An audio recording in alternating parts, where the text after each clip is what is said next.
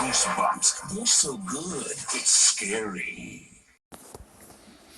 Alright, since there wasn't no episode, we got to do spin-off videos, and I guess the first spin-off video is going to be one crazy of a tale.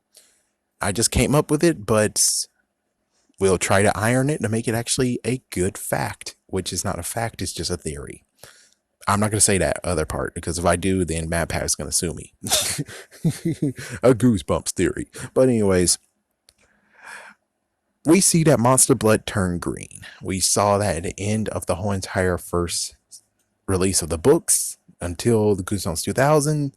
We saw that Monster Blood turned blue. Sadly, that was not actually Monster Blood. They just deemed it Monster Blood, so this whole entire theory got screwed over. But let's pretend that it was Monster Blood. Let's pretend this whole entire thing is Monster Blood related, even though I already broke everything.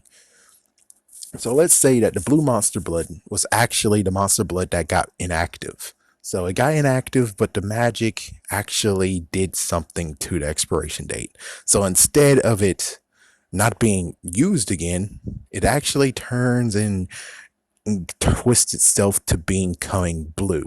And because it turned blue, it has new abilities, new things, new horrors. Thus is why it can turn into slugs and go freaking nuts.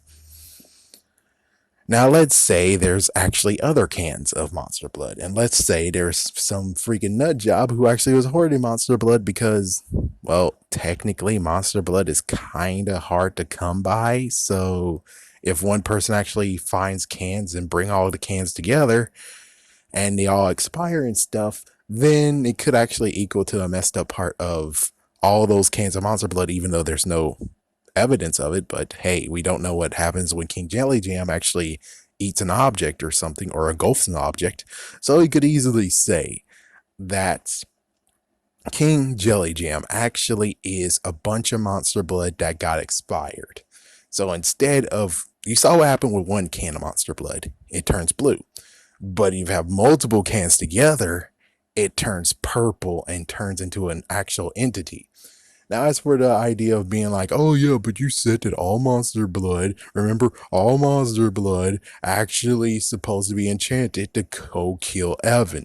I'm like, yes, that's true. But the thing is that this Monster Blood here is too freaking enormous that it can't actually move on its own. So, screw Evan.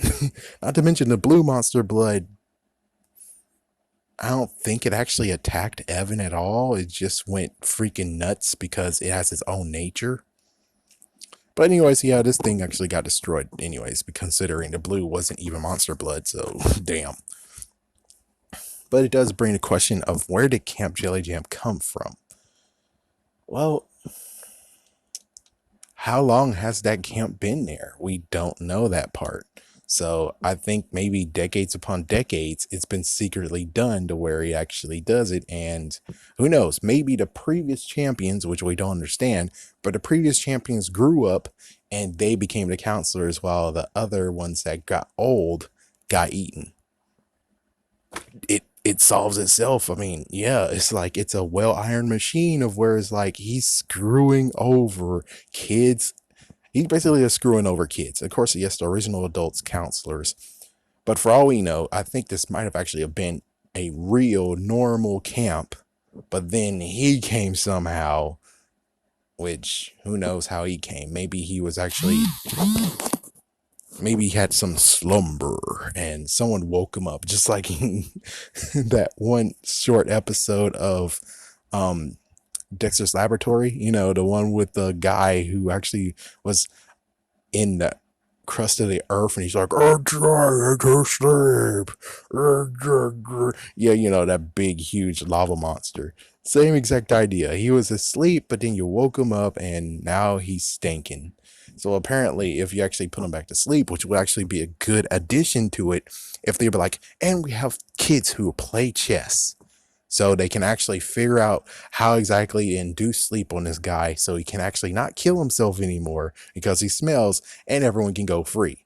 Or basically, he's trying to prolong himself because if all the people die, if the kids die somehow and he's all left alone, he could die. So he has an idea to actually get the kids who are doing chess and are pretty good at it, we'll actually do calculations to figure out how to actually induce sleep on him again so he doesn't die from his stench. But of course, the kids who play chess, they do not have anything to do with this freaking book at all. But if they would have done it this way, they would have still have it. And I'm pretty sure this could be like a little bit of a rewrite. Yeah, who knows what happens with the chess kids? We don't really know for sure. I think that's about it. Yeah, it's like I went for one thing, but I'm just going to explain another. Yeah, but I'm pretty sure that he might have just been there because, well, there's no sign of any entry or something. Was he an alien? We're not sure. Pretty sure he's just been in the Earth for millennia, and then something happened to where it's like he got woken up. Yeah, that's pretty sure that's what happened. It's either that or maybe he grew, and as soon as he grew to the point of where it's like, I can't move anymore. And it's like, I need to do something. And that's when he actually gets communicating.